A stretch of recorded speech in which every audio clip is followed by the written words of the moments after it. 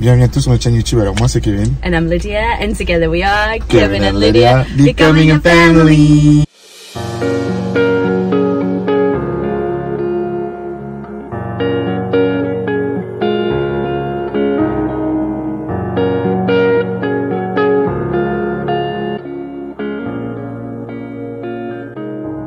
Dans cette vidéo, je voulais parler comment Dieu tourne nos tests en témoignage.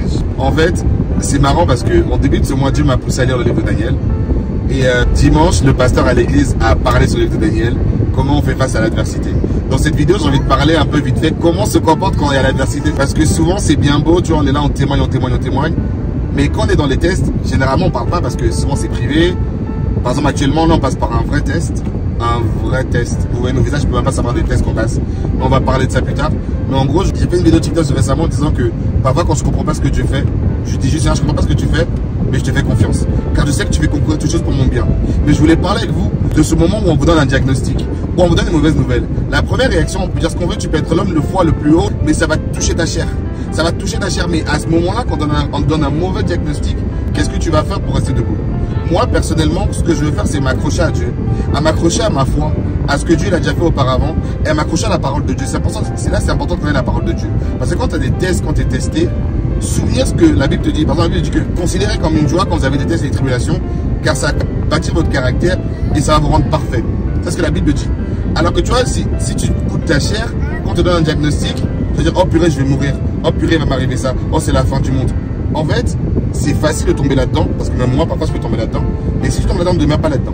Donc, toi, Lydia, comment tu fais quand tu es face à l'adversité, face à un test? Par exemple, on va pas parler de test qu'on a actuellement, mais par exemple, tu vois le test que je parle, mais comment tu tiens bon, entre guillemets? En fait, moi, je crois que ça, c'est comme tu as dit, il faut vraiment qu'on s'accroche à Dieu.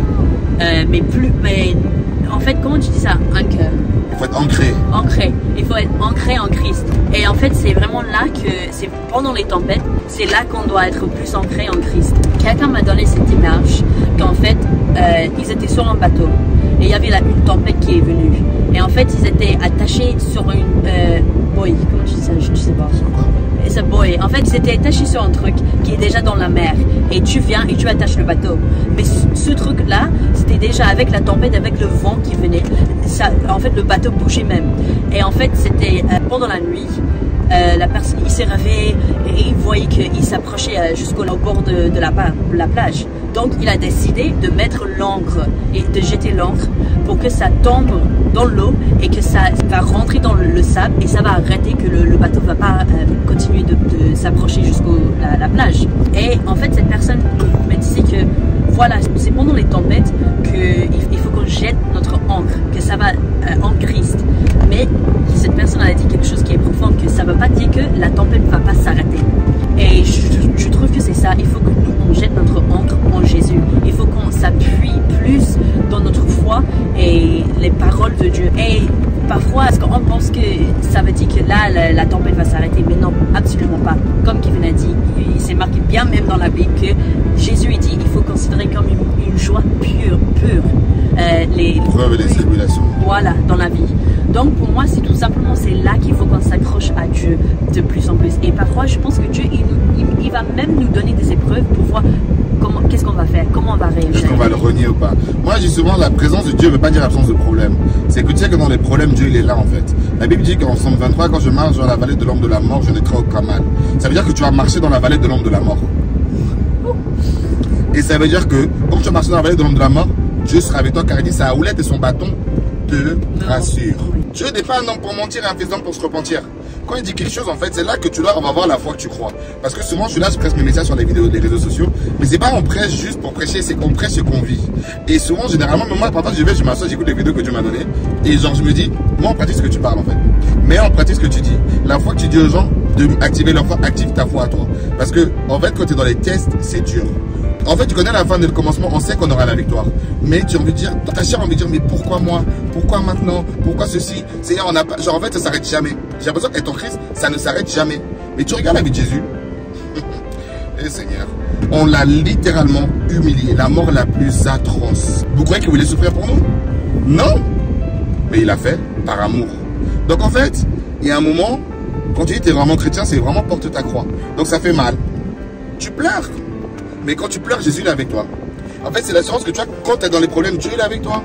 Dieu il est toujours avec toi. Il a dit, il ne te laissera jamais tomber. He will never leave you nor forsake you.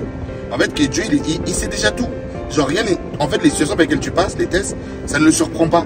Il n'y a rien qui est une surprise pour Dieu. Genre, il n'est pas en mode, oh purée, Kevin, il passe par ça. Genre, qu'est-ce que je vais faire maintenant? Il avait déjà tout. Mais en fait, nous, souvent, quand on passe par l'épreuve, on le renie trop facilement. Ah ouais, vas-y, je te sers tout ça et regarde ce que je vis. Oh, il y en a, regarde, c'est dur, on va pas te mentir. Nous, là, en fait, moi, ce que je fais, quand je passe par les tests, souvent, je suis dans un déni. Parce que j'ai pas envie d'être dans mes émotions, parce que j'ai tendance à me plaindre, en fait. Comme beaucoup. C'est-à-dire, pourquoi moi, nanana, je te sers, je fais ci, moi et ma maison, on te sert, regarde tout ça, et on vit ça, et nanana. Je ferme mon bec. Mais après, en fait, tout ce que tu es en train de dire, tu dis, qu'est-ce qu'on fait quand les tests deviennent les témoignages? Mais en fait, moi, je trouve que bien sûr, Jésus va regarder qu'est-ce qu'on fait avec les tests, mais c'est ça qu'il veut de nous. Il veut que les tests vont devenir nos témoignages. Parce que il veut que lui, on va lui rendre toute la gloire. Toute la gloire. Parce qu'en fait, si on va traverser tout ça, ce n'est pas pour rien. C'est pas pour rien. Et aussi, je crois que les gens vont te regarder. Comment tu vas gérer ça? Qu'est-ce que tu vas dire? Comment tu réagis? Ah oui, comment tu réagis? L'histoire de Job dans la Bible, il a même un livre en entier pour lui. Un livre entier. Chaque fois, l'ennemi a dit, est-ce que je peux faire ça à lui? Et Dieu a dit, tu peux tout faire, sauf le tuer. Il faut le tuer. Ne le tue pas. Ne le tue pas. Elle dit, ne t'inquiète pas, il va toujours me louer. Il va toujours me rendre la gloire.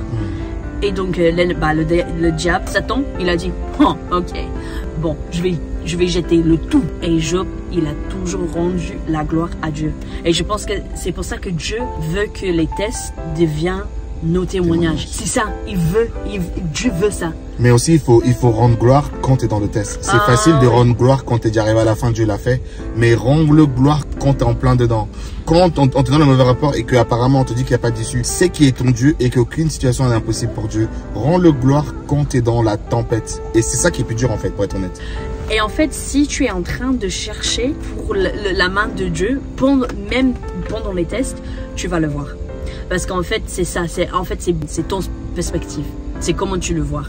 Il y a même dans les tests, si tu le veux, tu vas voir la main de Dieu.